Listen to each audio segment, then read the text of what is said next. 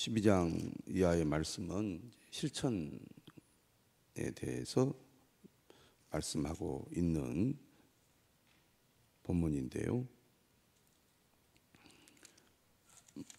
로마서는 특별히 성도들이 서로 간의 어떤 관계 속에서 살아야 하는지를 잘 말해주고 있습니다. 12장에 보면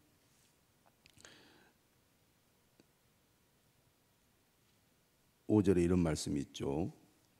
우리 많은 사람이 그리스도 안에서 한 몸이 되어 서로 지체가 되었느니라. 그리스도인들이 한 몸이라는 것을 강조합니다.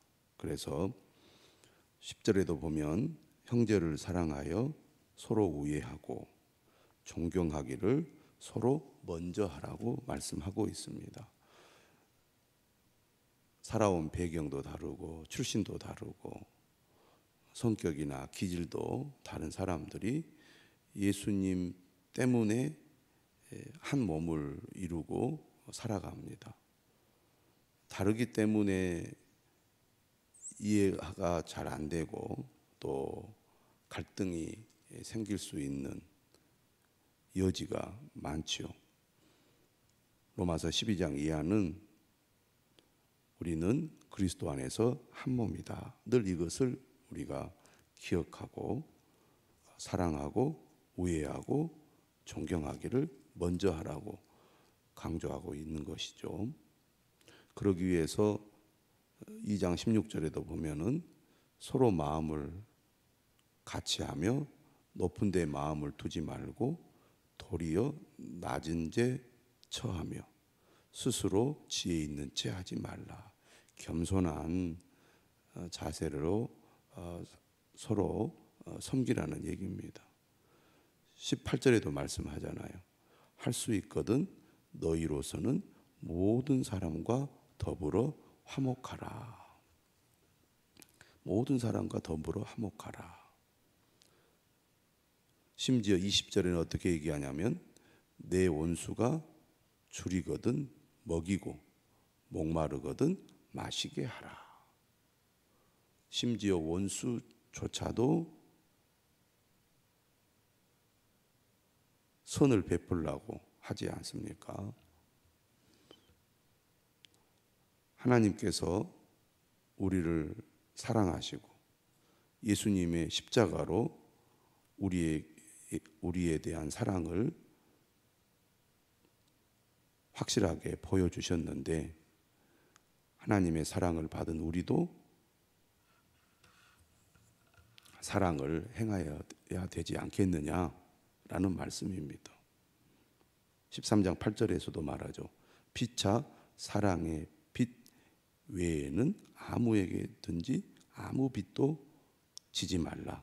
남을 사랑하는 자는 율법을 다 이루었느니라. 이처럼 사랑을 실천하는 것, 그리스도인의 삶에 있어서 가장 중요하다는 것입니다. 사랑을 받은 자라면 사랑을 실천해야 한다. 이것이 로마서의 중요한 가르침입니다. 그런 말씀에 비추어서 특별히 오늘 본문도 사랑을 실천하는 삶을 강조합니다. 1절이죠. 14장 1절. 믿음이 연약한 자를 너희가 받되 그의 의견을 비판하지 말라. 공동체 안에는 믿음이 강한 사람도 있지만 믿음이 연약한 사람도 있습니다. 믿음이 연약한 사람을 받는다는 것은 수용하라는 겁니다. 이해하라는 겁니다. 포용하라는 얘기죠.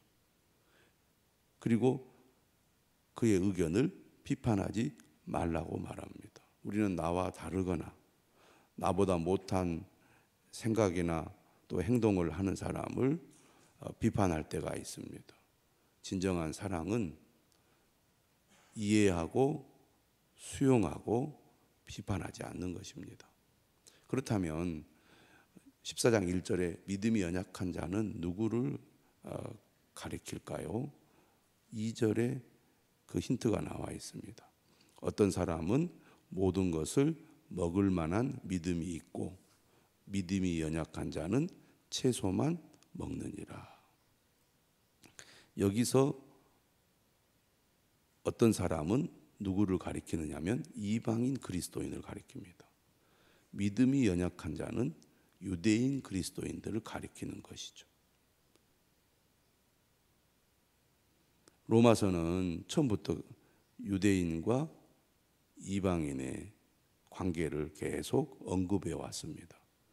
유대인과 이방인이 모두가 다 하나님의 은혜로 예수 그리스도를 믿음으로 의롭다함을 받는다고 말합니다. 그런데 여전히 현실적인 문제들이 있었던 거죠. 유대인들은 태어나면서부터 할례를 받고 구약의 율법을 준수하며 자라왔습니다. 그래서 그들은 율법을 지키는 것을 매우 중요하게 여겼고 그것이 그들의 삶의 관습이고 문화입니다. 문제는 예수 그리스도를 믿는 유대인들 가운데 어떤 생각을 가진 사람들이 있었느냐? 예수님을 믿는 것은 동일한데 예수님을 믿는 것만으로는 안 되고 음식법이라든지 절기법이라든지 기본적인 율법을 준수해야 언약의 백성으로서의 효력이 있다. 이렇게 주장하는 유대인 그리스도인들이 있었다는 것입니다. 그래서 당시에 우상에게 바친 제물을 먹으면 이것은 우상을 숭배하는 것이기 때문에 하나님께 죄가 된다. 그래서 우상에게 바친 제물을 먹을 수가 없다. 이렇게 강하게 주장하는 사람들이 있었다는 겁니다. 문제는 자신들이 그렇게 지키는 것은 뭐 그럴 수 있다고 보는데 뭐 그런 것을 개의치 않고 아무렇게나 먹는 이방인 그리스도인들을 향하여 너희들 그렇게 하는 것은 우상 숭배하는 거다라고 비판하는 것 때문에 지금 교회 공동체 안에서 문제가 생긴 겁니다. 로마 지역에서 이제 고기를 사서 먹어야 되는데 이 고기가 우상에게 바친 제물이었는지 아닌지를 이제 판단할 수 없는 지금 상황에 있는 겁니다. 그러니까 아예 고기를 사서 먹지를 않는 거죠. 그것을 분명하게 구별해내고 우상에게 바친 제물이 아닌 것이 확실하다면 고기를 사다 먹을 텐데 지금 로마 교회의 유대인 그리스도인들의 상황에서는 그것을 구별할 만한 이 고기가 없었던 것 같습니다. 그러다 보니까 우리는 채소만 먹겠다. 우리는 우상에게 바친 제물을 먹음으로 하나님 앞에 죄를 범하지 않겠다. 이렇게 이제 주장을 한 겁니다. 그런데 문제는 이방인 그리스도인들은 뭐 그게 뭐가 문제냐? 다 하나님이 주신 거니까 우리가 믿음으로 먹으면 되지. 이렇게 이제 주장하면서 너희 유대인 그리스도인들은 참 믿음이 없구나. 믿음이 연약하구나라고 얘기를 한 거고 유대인 그리스도인들은 너희들은 우상을 숭배하는 잘못된 사람들이다라고 주장을 한 겁니다. 이런 갈등들이 있었던 것이죠. 그래서 3절에 뭐라고 얘기하냐면 먹는 자는 먹지 않는 자를 업신여기지 말고 먹지 않는 자는 먹는 자를 비판하지 말라. 서로 다르다고. 서로 생각이 다르다고. 업신여기거나 비판하지 말라는 얘기입니다. 왜냐하면 하나님이 그를 받으셨기 때문이라는 거죠. 유대인 그리스도인도 받으셨고 이방인 그리스도인도 하나님께서 받으셨다는 겁니다. 우리가 믿음의 형제 자매를 바라볼 때 왜 저 사람은 저렇게 말하고 행동하지? 라고 우리가 상대방을 업신여기거나 비판하지 않도록 해야 됩니다. 그는 누구입니까? 하나님의 형상대로 창조된 자요, 예수 그리스도 안에서 하나님의 자녀가 된 사람이잖아요. 하나님의 시각으로 우리가 믿음의 사람들을 바라보려고 해야 된다는 거죠. 오늘 말씀이 그거를 우리에게 강조하고 있습니다. 4절이죠. 남의 하인을 비판하는 너는 누구냐? 그가 서 있는 것이나 넘어지는 것이 자기 주인에게 있음에 그가 세움을 받으리니 이는 그를 세우시는 권능이 주께 있음이라. 남의 하인은 그리스도인을 가리키고 주인은 누구를 가리키는 겁니까? 하나님을 가리키는 거죠. 비유를 드는 겁니다. 5절입니다. 어떤 사람은 이 날을 저날보다 낫게 여기고, 이거는 이제 절기에 관한 말씀입니다. 절기를 지켜야 된다. 안 지키는 것은 하나님의 말씀을 어기는 거다라고 주장하는 유대인 그리스도인들을 얘기하는 거죠. 어떤 사람은 모든 날을 같게 여기나니 각각 자기 마음으로 확정할지니라. 2절에서는 음식법과 관련되어 있고 5절은 절기법과 관계가 있습니다.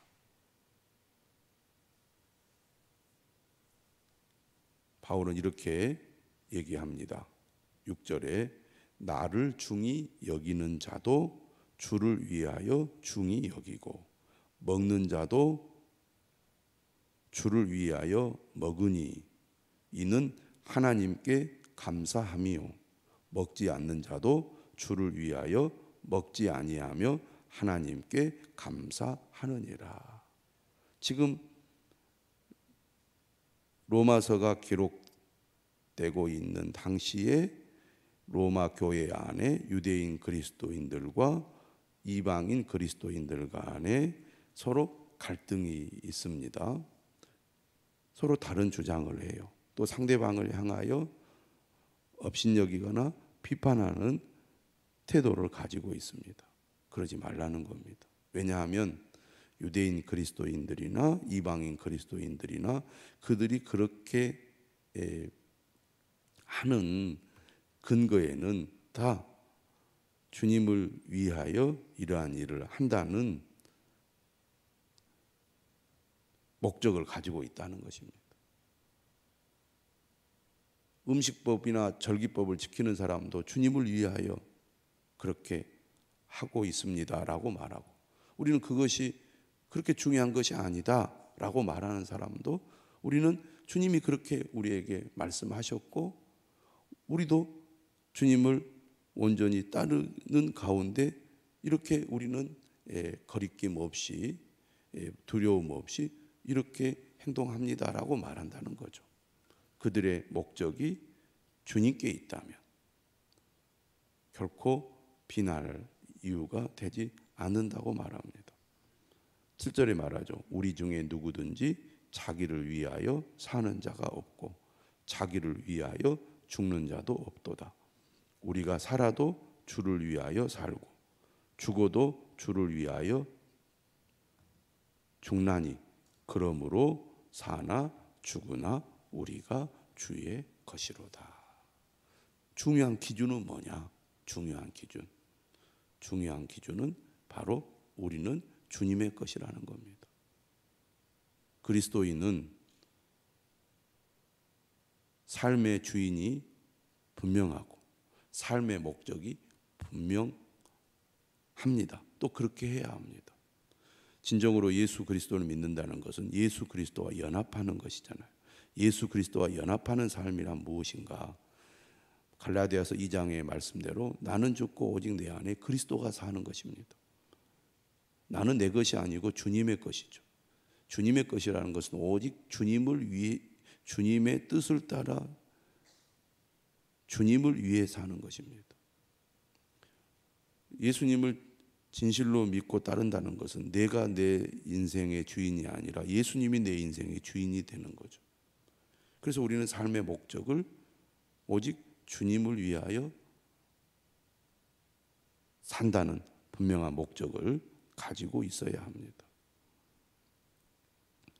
그런 의미에서 8절의 말씀은 우리가 마음에 늘 새기고 살아야 할 중요한 구절이라고 하겠습니다.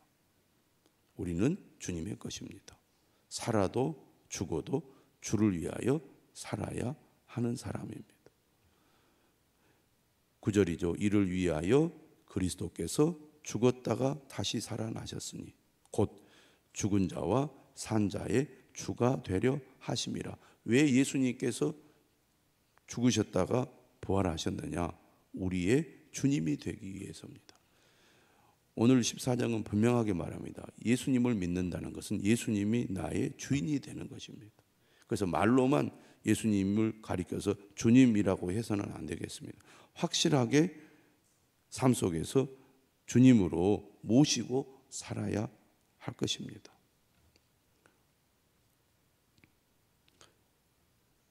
이러한 믿음을 가지고 우리가 살고 있다면, 또 그렇게 고백한다면 서로 다른 부분에 있어서 그것을 인정하고 수용해야 된다는 거죠.